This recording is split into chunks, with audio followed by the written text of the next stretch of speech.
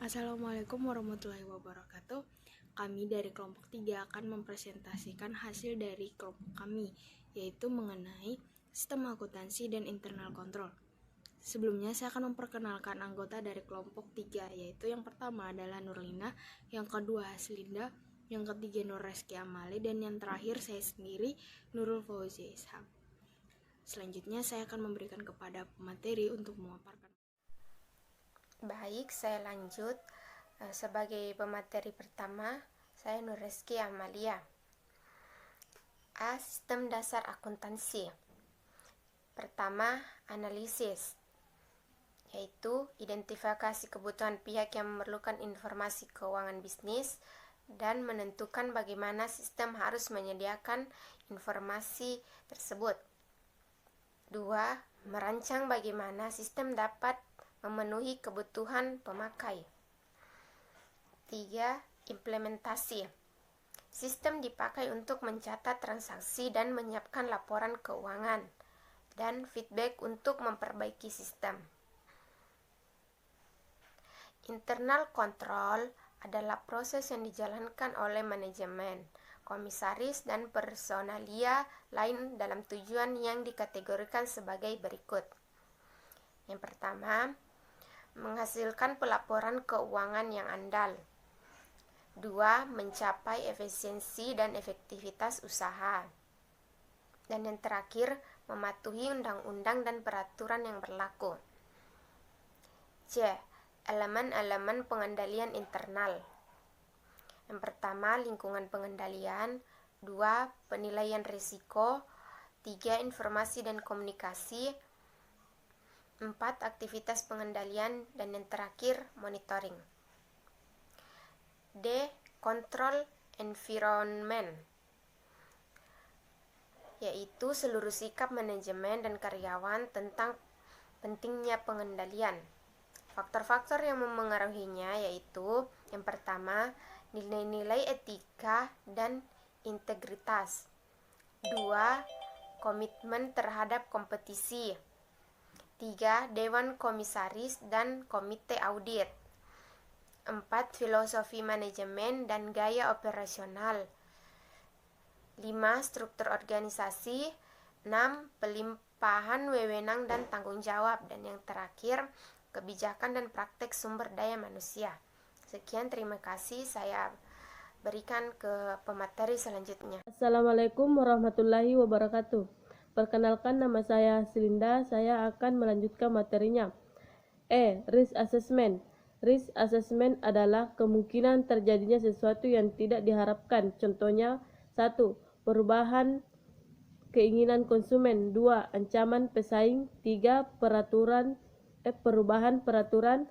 4. Perubahan faktor ekonomi. 5. Pelanggaran karyawan. Bila resiko telah diidentifikasi, kemudian dianalisis untuk menaksir penting tidaknya, dinilai kemungkinan terjadinya, dan ditentukan tindakan untuk meminimalkannya. F. Control activities. Kebijakan dan produser yang ditetapkan manajemen untuk pengendalian internal. 1. Kompetisi, personalia, rotasi tugas, dan kewajiban cuti. 2. Pemisahan tanggung jawab dan kegiatan cuti dan kegiatan terkait. 3. Pemisahan fungsi pelaksana, penyimpanan aset, dan akuntansi. 4. Alat persetujuan dan pengamanan.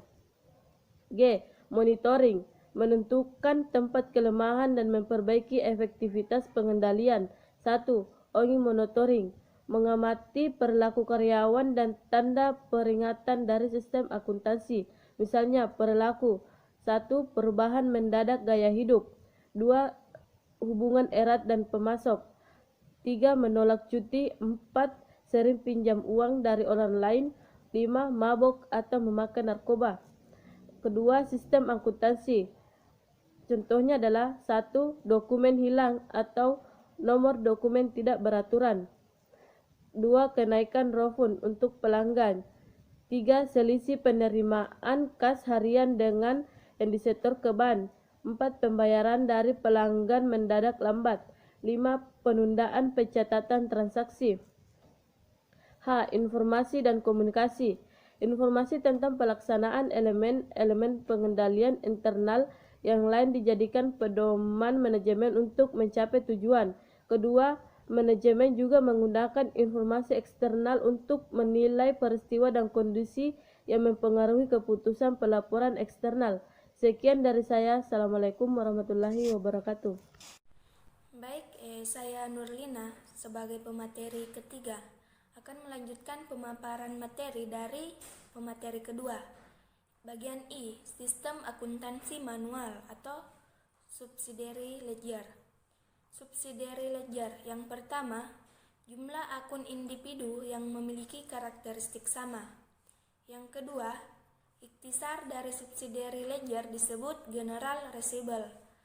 Ketiga, akun receivable customer atau akun receivable ledger. Yang keempat, akun payable atau creditor ledger.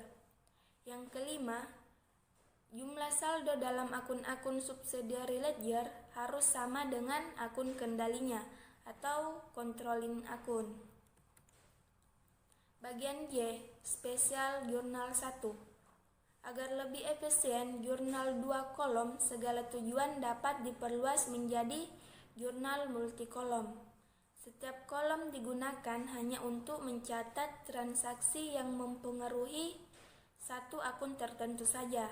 Misal, kolom untuk mencatat debit akun kas, kolom untuk mencatat kredit akun kas. Sehingga setiap mencatat debit kas tidak perlu menulis akun kas. Sebuah jurnal multikolom mungkin memadai untuk perusahaan kecil yang memiliki banyak transaksi sejenis. Namun, jurnal ini tidak praktis untuk perusahaan besar yang memiliki banyak transaksi yang berbeda. Perlu dikembangkan jurnal multikolom untuk transaksi khusus yang terjadi. Spesial jurnal kedua. Format dan jumlah kolom yang dalam jurnal khusus dipakai perusahaan tergantung pada jenis perusahaan. Misal, perusahaan yang menjual secara kredit kolomnya berbeda dengan perusahaan yang selalu menjual secara tunai. Bagian K, jenis-jenis jurnal khusus dan transaksi yang dicatat. Yang pertama itu jurnal pendapatan, mencatat seluruh penjualan kredit. Yang kedua, jurnal penerimaan kas, mencatat seluruh penerimaan kas. Yang ketiga, jurnal pembelian, mencatat seluruh pembelian barang secara kredit. Yang keempat, jurnal pembayaran kas, mencatat seluruh pengeluaran kas. Sedangkan jurnal umum 2 kolom dapat digunakan untuk mencatat dalam jurnal khusus. Baik, saya kembalikan ke moderator. Baik, itulah tadi hasil dari pemaparan kelompok kami. Kurang dan lebihnya mohon dimaafkan. Semoga apa yang kami sampaikan dapat bermanfaat bagi kita semua. Sekian dari kami kelompok 3. Wassalamualaikum warahmatullahi wabarakatuh.